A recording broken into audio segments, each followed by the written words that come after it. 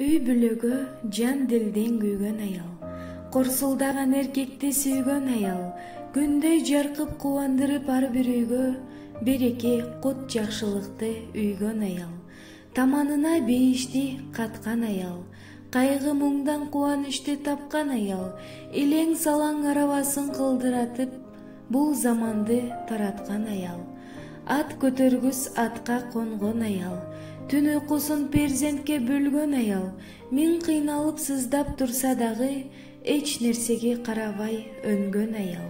Урматтуу менин эжелерим, сиңдилерим, жеңелерим, сиздерди кирип келген 8 март аялдардын эл аралык майрамы менен коттоктоймун. Бар жакшылыктардын баарын, аялзаттык бакытты, узак өмүрдү, чын ден соолукту каалаймын деп Жылдыз айым коттоктойт. Ayal debe, ayaldın bir tүйшүгү, baldarım деп тынбай чапкан күн түнү. Түндүк болсо биздин жашоо ийленген, аяланын тиреп турган түркүгү.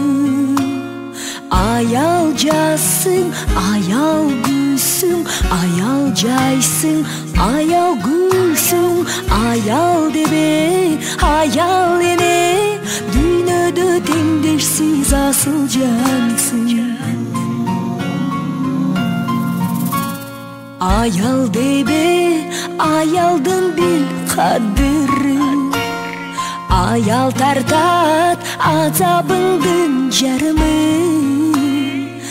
Рызкысы балдарына таратып, ызатына жеткиречи аялдыйым. Ayal жасың, ayal гүлсүң, ayal жайсың, ayal гүлсүң, ayal дебе, ayal эне, дүйнөдө теңдешсиз асыл жансың.